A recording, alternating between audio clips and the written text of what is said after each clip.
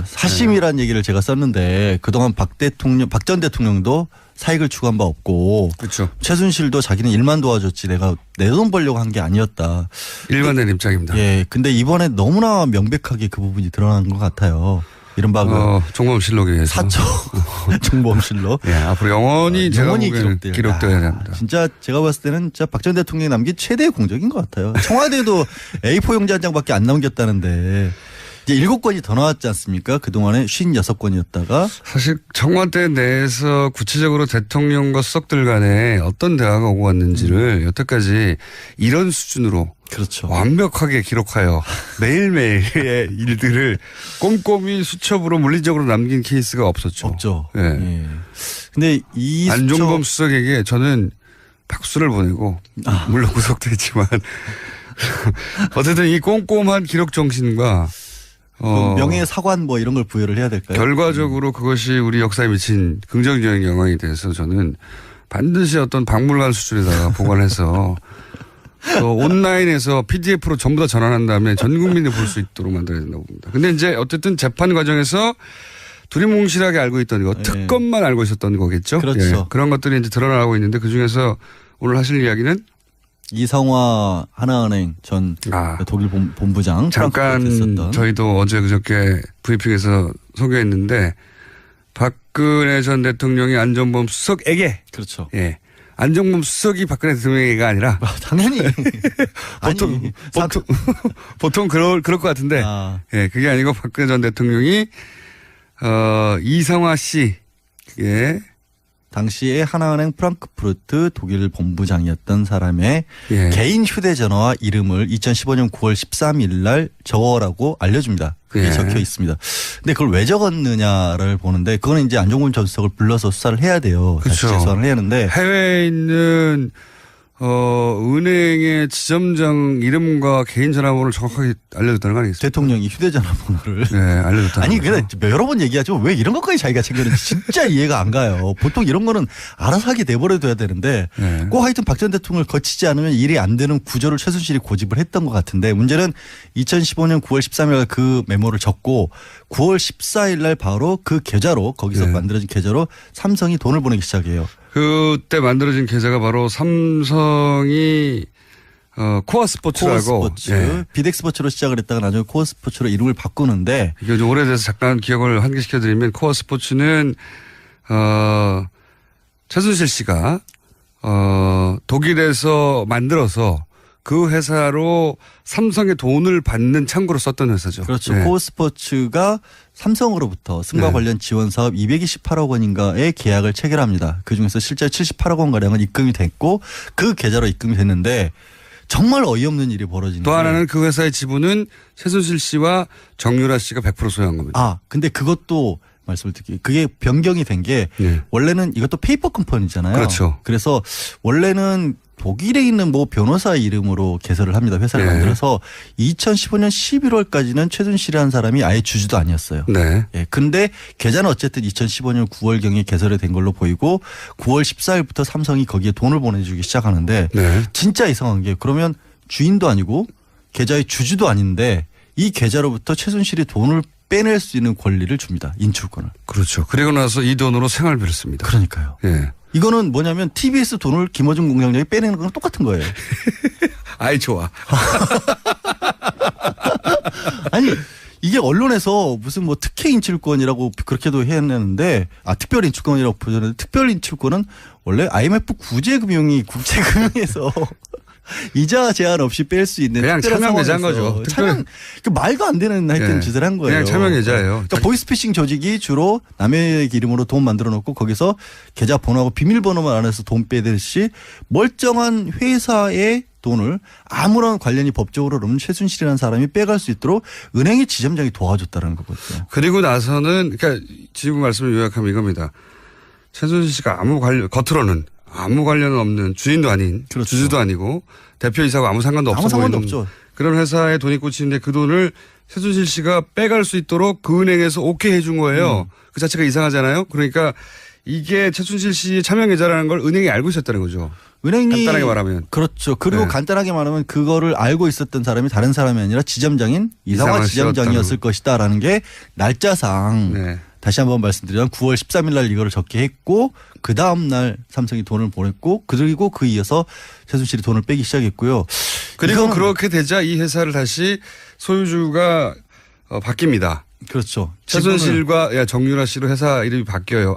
소유로 바뀌어요. 100% 지분. 그러니까 돈이 들어오니까 싹 바꿔서 자기들 회사로 만든 거죠. 그러니까 정말 이거는 이제 어떻게 보면 코어 스포츠 돈을 횡령한 거를 은행 지점장이 도와준 거고 그렇게 할 수 비대를 횡령한 것은. 코어 그러니까 스포츠. 예. 그리고 그거를 박 전 대통령이 직접적으로 도와준 게 아니냐. 물론 이거는 아직 수사가 여기까지 진척이 안 됐어요. 정황상 그렇다는 거죠. 근데 정황상 너무 분명하잖아요. 뜬금없이 이 일을 중간에서 이제 어레인지한 그렇죠. 예, 은행의 해외 지점장의 전화번호와 이름을 알려줬다라는 게 메모가 딱 적혀 있고 모를 수가 없는 거죠. 그러니까 대통령이 그러니까 왜 알려줬을까요? 뭘 왜 알려줬어요?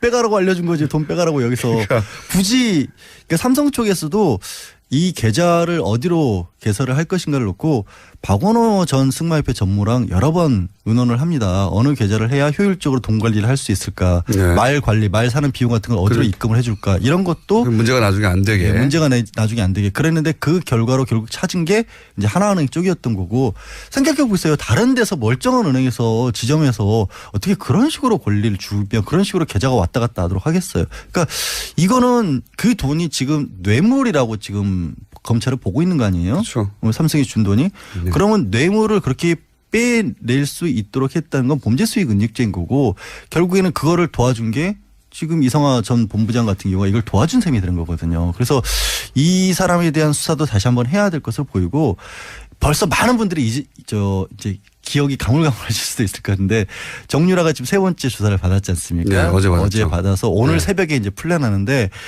정유라가 받고 있는 여러 가지 의혹 중에 정말 이상한 거 하나가 이제 아버지 이름으로 강원도 땅 담보 받아가지고 독일에서 4억 7천 가량 대출을 받아서 그걸 대출인데 독일에 그게 신용장으로 받은 신용장으로. 거죠. 예, 보통 이제 무역회사들이 받는 그러니까요. 신용장을 19세에 정유라가 아무런 이유도 없이 신용장을 대학교 1학년인데. 예, 신용장을 아무런 이유도 없이 직업도 개설했어요. 없고 소득도 없는데 4억 원을 독일에 있는 지점에서 대출을 받는데 그거를 승인해 준 사람도 이 이상화 지점 당시 지점장이었고요. 그렇죠. 예. 또 이분은 나중에 한국에 와서는 없는 자리가 만들어져서 승진을 하죠.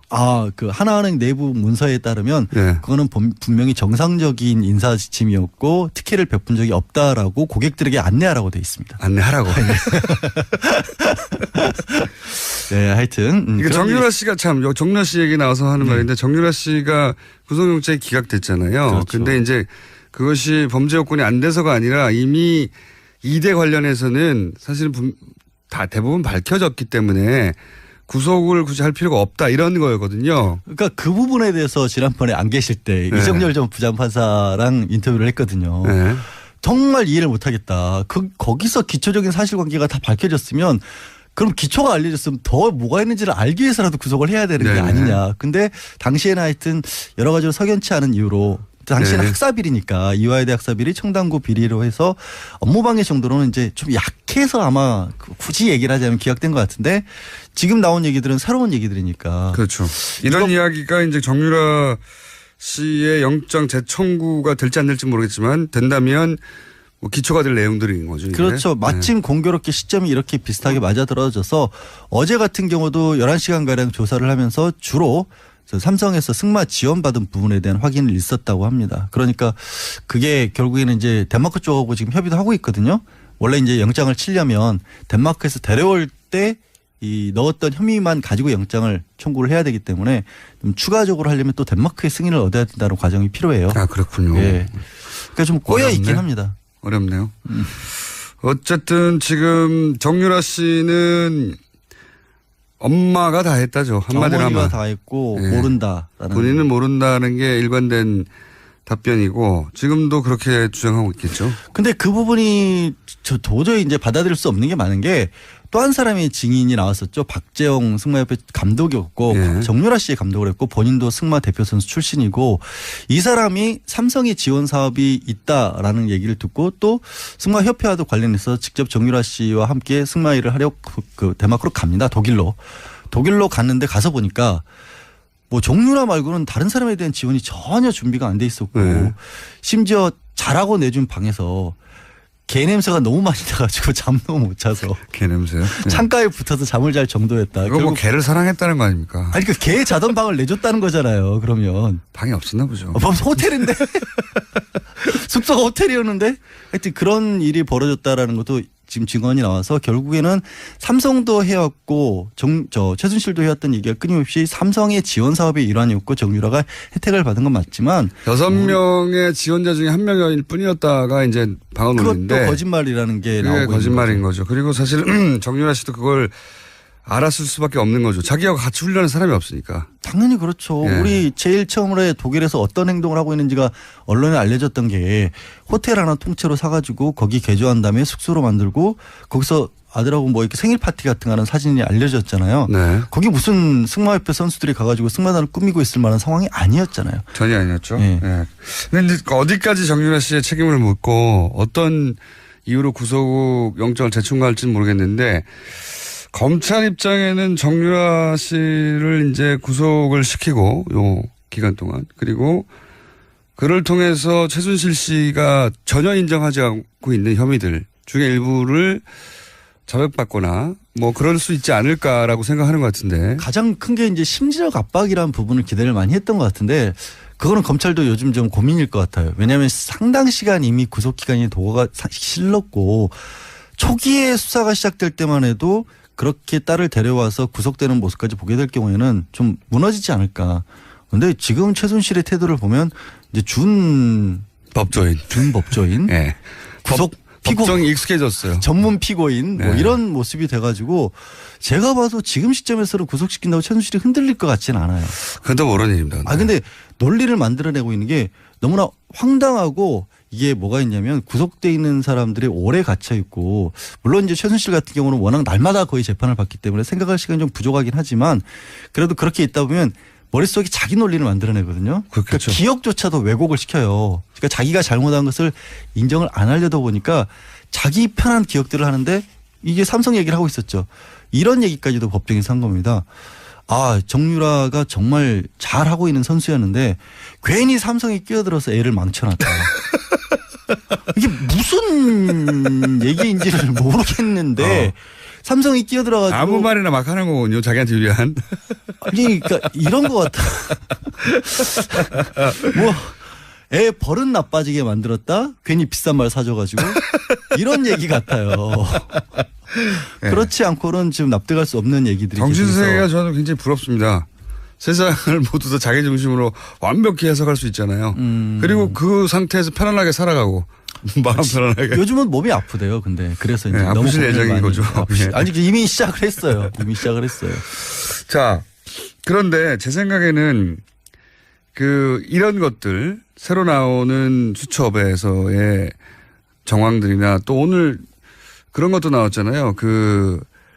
대통령 수첩에서 KT 네. 플레이그라운드 회사의 광고 몰아주기에 대해서 인지하고 있었고 광고를 주는 것을 알고 있었다고 하는 단서가 되는 문장들이 나왔잖아요. 네.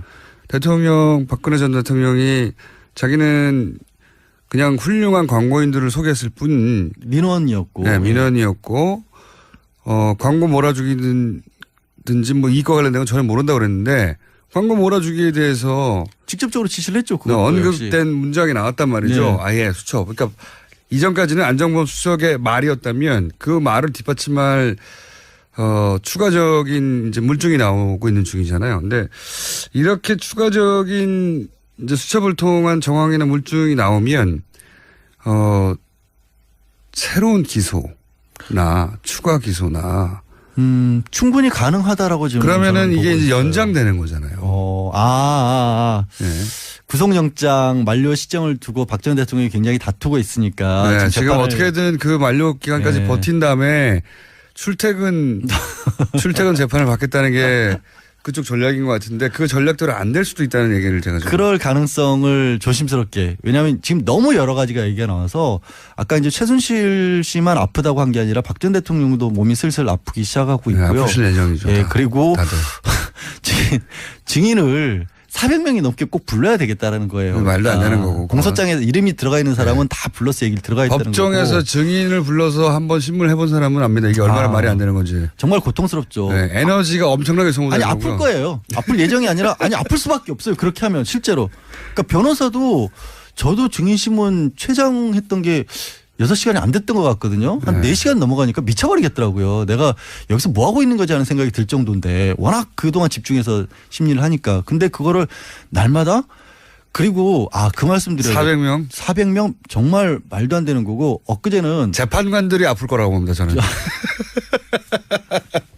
그거 하면 저는 이제 떠올려 보면 증인 한 사람을 놓고 이렇게 검찰과 변호인 간에 공방을 하고 그 중간에 재판관에 끼어들고 중간에 이제 그 불분명한 부분을 다시 확인하고 엄청난 에너지를 쓰잖아요. 그때 신경이 곤두서서. 그러니까 그걸 매일 한다? 야. 그 진짜 그래서 지금 드려야 말씀이 지난주에 안 계실 때 박 전 대통령 변호인단 측에서 또 어떤 얘기를 했냐면 이게 전직 대통령에 관한 재판인데 일본에서 있었던 그 공장장 닮은 사람 있죠? 오음진리교 교주. 닮다니요. 무슨 말도 안 되는 소리를 하는 겁니까? 아니 왜 좀 스타일이 비슷하잖아요. 어쨌든 스타일이. 말도 안 되는. 야, 이건 그 재판이 10년을 갔다라는 거거든요. 허위사실 유포로 지금 고소당하고 싶어요.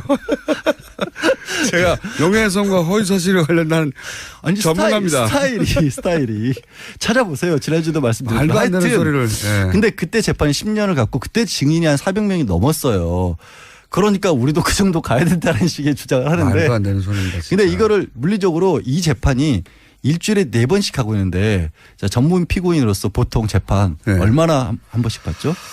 한 달에 한두 번 받기도 그렇죠. 빠듯합니다. 원래. 빠듯하죠. 그럼 한 달에 한 번으로 계산을 제가 해보니까 실제 일주일에 4번씩 해서 10월까지 받으면 7년 가까이 받는 거랑 똑같은 거예요.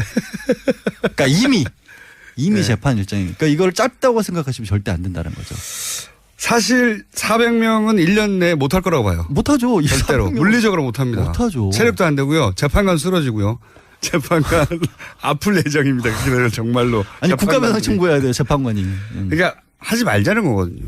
근데 지금 제대로. 말씀하신 거 말고도 지금 추가 기소가 될 수 있을 만한 여지가 또 하나 나온 게 뭐냐면 삼성이 정경련을 통해서 직접적으로 그 관변단체라고 부르죠. 이른바 당시에는 박 전 대통령의 정책 중에 하나는 국정교과서 같은 것을 지지해 달라라는 그런 시위를 하는 단체들에게 정경련이 직접 지원을 해줘라라고 삼성이 요구를 했다는 그런 또 증언도 나왔거든요.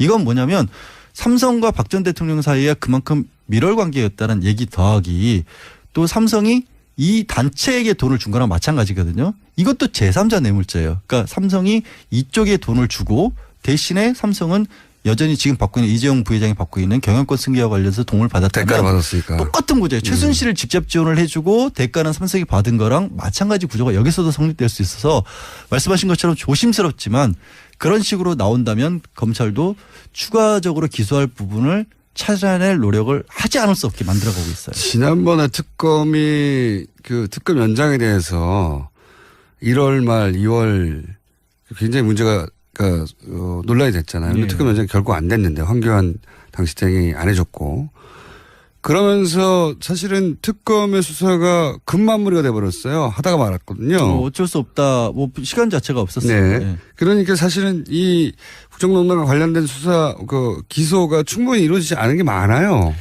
자, 대표적인 게 이재만 안봉근 문고리 서인관 두 사람에 대해서는 거의 수사도 안 돼 있는 상황인 그렇죠. 거죠. 그리고 당시에 이제 항상 의심을 품었던 코리아 그랜드 레저 같은 그런 데 같은 경우는 카지노와 관련돼 있다는 그런 의혹도 제기가 된 바가 있고 왜 장애인 펜싱 팀이나 이런 데에 그렇게까지 최순실이 관심을 가졌을까. 물론 가까운 측근이었던 고영태 씨 같은 경우는 펜싱 선수 출신이라는 건 있지만 그걸 통해서 얻는 수익이라는 게 딱히 나온 게 없거든요. 그런데 그렇게까지 관심을 가졌다? 그러면 당연히 다른 이권이 있다. 뭐가 있다고 생각을 볼 수 있는 거거든요. 제가 처음부터 주장한 겁니다. 그게. 그러니까 승마협회 같은 경우는 딸 정유라가 걸려 있으니까 그렇다 치더라도 펜싱 팀에 무슨 상관관계가 있을까? 그래서 전기빵을 뒤져봐야 된다. 제가 당시 전문 용어 얘기했었는데 그러니까 제 말 이 이 재판 관련해서 새로운 사실도 나오고 있고 추가 기소가 될 수도 있고 박근혜 전 대통령 변호 전략이 느리기도 만약에 이게 정말 또 느려져 버리, 이렇게 6개월 더 늘어나면 이 전략을 포기할 거야 아마. 그러면 이제 그때 가서는 똑같은 결과, 그러니까 탄핵 때라 했을 때 검찰 수사를 받았을 때 출석 안 하고 지연했던 것이 소용이 없었구나 하는 뼈아픈 깨달음을 네. 또 얻을 수도 있는 거고, 혹시 불구속이 되면 진짜 해피한 거죠. 이제 나오게 되면 재판 출석 얼마든지 미룰 수 있거든요. 그때는 진짜 재판의 결론이 언제 날지 모르는 거예요. 5년 내내 미룰 수도 있습니다. 네, 그러니까. 제가 보기에는. 네. 자, 그런 기로에 서 있다. 지금 현재 윤석열 서울지검장이 어떤 역할을 할지 기대가 됩니다. 제한 없이 뺄 수 있는 그냥 특별한 차명 예자한 상황에서 거죠. 차명, 말도 안 되는 하여튼 네. 짓을 한 거예요. 그냥 차명 예자예요. 그러니까 보이스피싱 조직이 주로 남의 이름으로 돈 만들어 놓고 거기서 계좌 번호하고 비밀번호만 안에서 돈 빼듯이 멀쩡한 회사의 돈을 아무런 관련이 법적으로 없는 최순실이라는 사람이 빼갈 수 있도록 은행의 지점장이 도와줬다는 거거든요. 그리고 나서는 그러니까 지금 말씀을 요약하면 이겁니다. 최순실 씨가 겉으로는 아무 관련은 없는 주인도 아닌 그렇죠. 주주도 아니고 대표이사하고 아무 상관도 없어 아무 상관도 보이는 없죠. 그런 회사에 돈이 꽂히는데 그 돈을 최순실 씨가 빼갈 수 있도록 그 은행에서 오케이 해준 거예요. 그 자체가 이상하잖아요. 그러니까 이게 최순실 씨의 차명 계좌라는 걸 은행이 알고 있었다는 거죠. 은행이 간단하게 말하면. 그렇죠. 그리고 네. 간단하게 말하면 그거를 알고 있었던 사람이 다른 사람이 아니라 지점장인 이상화 이상화 지점장이었을 씨였다는. 것이다라는 게 날짜상 네. 다시 한번 말씀드리면 9월 13일 날 이거를 적게 했고 그 다음 날 삼성이 돈을 보냈고 그리고 그 이어서 최순실이 돈을 빼기 시작했고요. 그리고 이거는 그렇게 되자 이 회사를 다시 소유주가 바뀝니다. 그렇죠. 최순실과 정유라 씨로 회사 이름이 바뀌어요. 소유로 바뀌어요. 100% 지분. 그러니까 돈이 들어오니까 싹 바꿔서 자기들 회사로 만든 거죠. 그러니까 정말 이거는 이제 어떻게 보면 코어 스포츠 돈을 횡령한 거를 은행 지점장이 도와준 거고 그렇게 할 수 비대액을 횡령한 것은. 코어 그러니까 스포츠. 예. 이상화 하나은행 전 독일 본부장 잠깐 프랑크푸르트에 있었던. 저희도 어제 그저께 브리핑에서 소개했는데 박근혜 전 대통령이 안종범 수석에게 그렇죠. 예. 안종범 수석이 박근혜 대통령에게가 아니라 당연히 보통 그럴 것 같은데 예, 그게 아니고 박근혜 전 대통령이 이상화 씨 예. 당시에 하나은행 프랑크푸르트 독일 본부장이었던 사람의 예. 개인 휴대전화와 이름을 2015년 9월 13일 날 적어라고 알려줍니다. 그게 예. 적혀 있습니다.